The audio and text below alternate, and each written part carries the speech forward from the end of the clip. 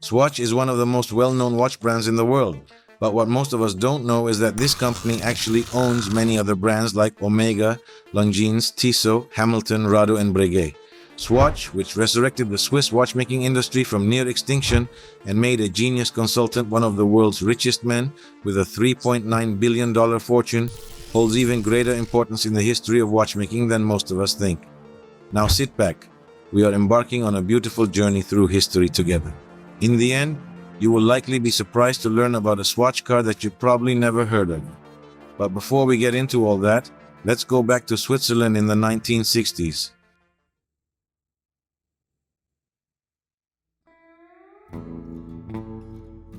In the 60s, by not entering either world war and producing and selling watches for all countries, Switzerland held a large share of the global watch market. There were 1,600 watch brands, both large and small, and more than 90,000 people were working in the watch industry. Everything seemed to be going well.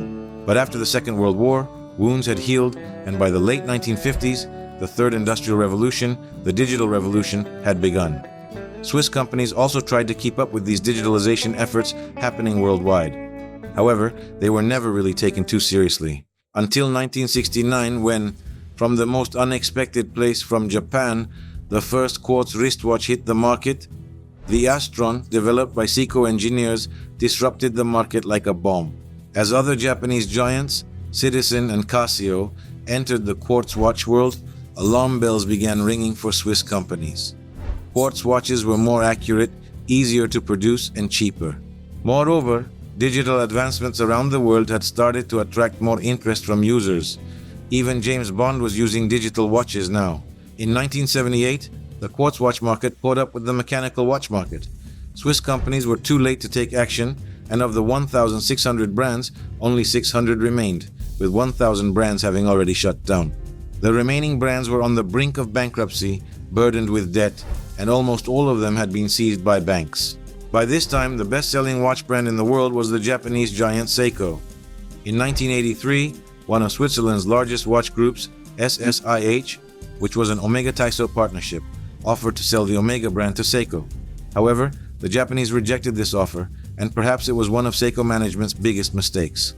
Along with SSIH, another major group, ASUAG, also came under bank control, and the banks merged these two groups to create a new entity called SMH.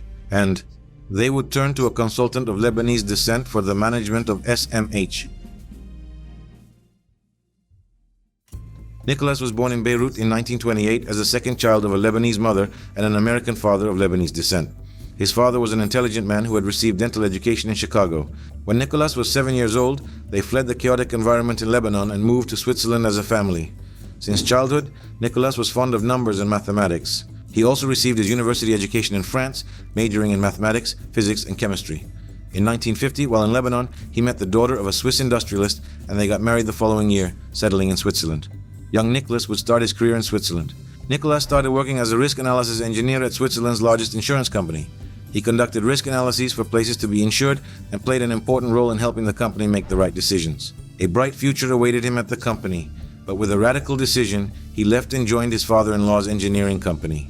With his incredible talent in mathematics and especially in probability assessment, he continued to make a name for himself, and finally, in 1963, he established his own company, Hayek Engineering.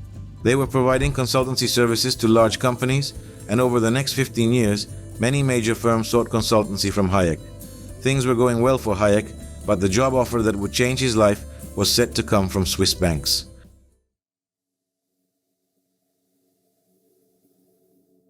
The SSIH Group, founded by Omega and Tissot on the brink of bankruptcy, and the ASUAG Group, initially formed by Longines and ETA, had been transferred to Swiss banks. The banks, merging the two groups into the newly formed SMH Group, turned to Nicholas Hayek for a solution. Hayek quickly realized that these brands, continuing their separate operations, were not using their resources effectively. Each brand was trying to produce its own movement and create its own marketing. Bringing production under one roof and managing marketing activities from a single point would significantly reduce costs. But that wasn't enough. Competing with Japanese quartz watches required financial strength, and burying their heads in the sand as they had done before by ignoring the quartz reality was unacceptable. The solution that Hayek was looking for wasn't far away. It was waiting within the SMH Group itself. In 1978, Citizens succeeded in producing the world's thinnest quartz watch, gaining attention with this watch that was only 4.1 millimeters thick. A short time later, this time the main player, the leading strategist Seiko, succeeded in capturing the record with their ultra-thin watch of 2.5 millimeters thickness. Everyone now thought that Seiko was unbeatable in quartz technology, except for one person. In the same year in Switzerland, ASUAG Group hired Ernst Thomke and assigned him to the mechanism production department. Thomke reorganized the production unit under the name ETA and aimed to strengthen ETA in quartz movement production. After months of work kept secret, Ernst Thomke's ETA managed to announce the world's thinnest watch, Delirium. The watch was only 1.98 millimeters thick. Seiko quickly produced a slightly thinner one, but then Delirium 2, 3, and 4 followed. Delirium 4 was only 0.98 millimeters thick. It was so thin that it was practically impossible to use, because when you tried to put the watch on, it would bend and warp. There was no longer any doubt. This time Switzerland had won the thin watch war. With a better idea, Thomke discarded the plate that held the watch parts together and instead attached the pieces to the back case of the watch. However, this breakthrough was not enough. Initially, the necessary funds to develop the movement were provided by the Concorde company. Concorde was also a luxury watch brand, and this move was insufficient to stop the Japanese. Thomke knocked on the doors of Swiss banks to produce with this movement, but during a period when watch companies were going bankrupt one after another, no bank provided the necessary financial support.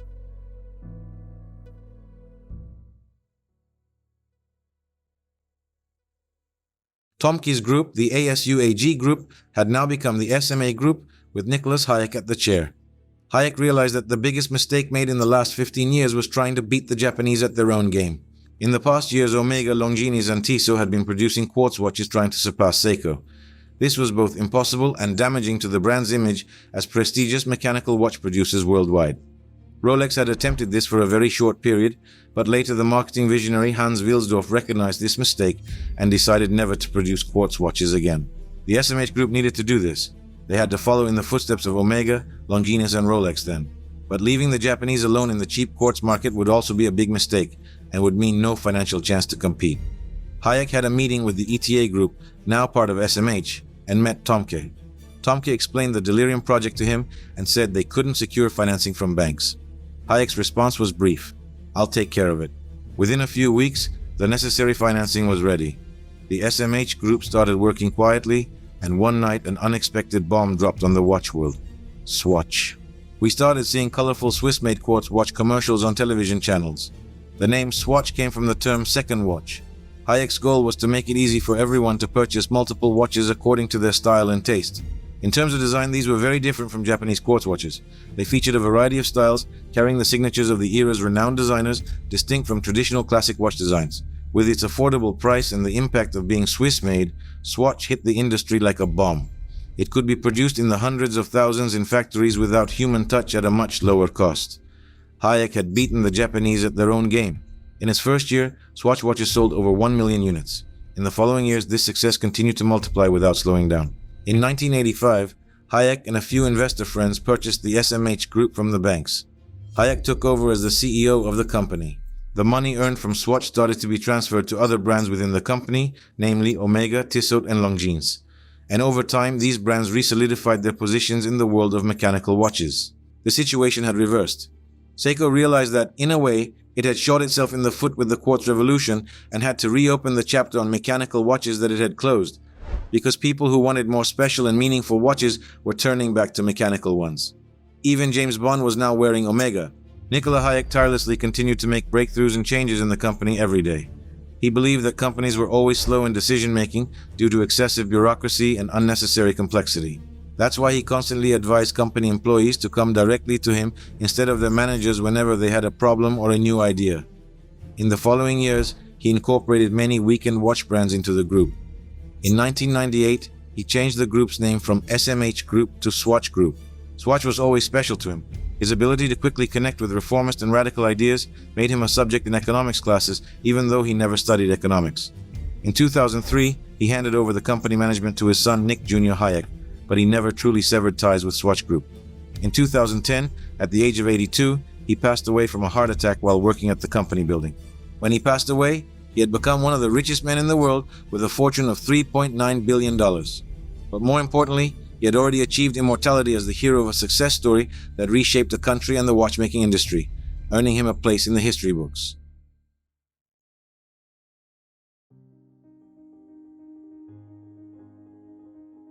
Some might already know the success story of Swatch and watchmaking. However, it is a lesser-known fact that in 1994, Hayek joined forces with the German automotive giant Mercedes. In fact, since the early days of the SMH group, Hayek planned to produce a hybrid engine city car similar to the Swatch concept, which would be easier for everyone to purchase and made with fewer parts. The project was to be called Swatch Mobile. The project, which started together with Volkswagen, was halted when Volkswagen's new CEO decided to produce their own compact cars. Volkswagen chose to invest in its own compact vehicle that would consume only 3 liters of fuel per 100 kilometers. Yes, the Volkswagen Lupo 3-liter. Following this, Hayek partnered with the Daimler Group to establish the Micro Compact Car, or MCC company. 49% of this new company was owned by Hayek and the SMH Group, while 51% belonged to the Daimler Group. Hayek insisted on naming the car Swatch Mobile, but the Mercedes Group opposed it. In the end, they agreed on the name Smart. Contrary to popular belief, the word smart wasn't derived from the English word meaning intelligent. It was conceived from the idea Swatch Mercedes Art, SM Art. Educated eyes carefully observing the first concept car designs will be able to see the genes of the Swatch story in the design and philosophy of Smart. However, the first vehicle launched in 1998 was a standard gasoline vehicle. This was a disappointment for Hayek because he believed the future lay in electric engines. Hayek withdrew from the project, and years later it would become clear how right he was back then. Another great genius who lived during the same period and breathed life into the Swiss watchmaking industry with his designs was Gerald Charles Genta. If you enjoyed this mini documentary, I highly recommend clicking here to check out the story of Gerald Genta. For those considering subscribing to the channel, you can do so right here.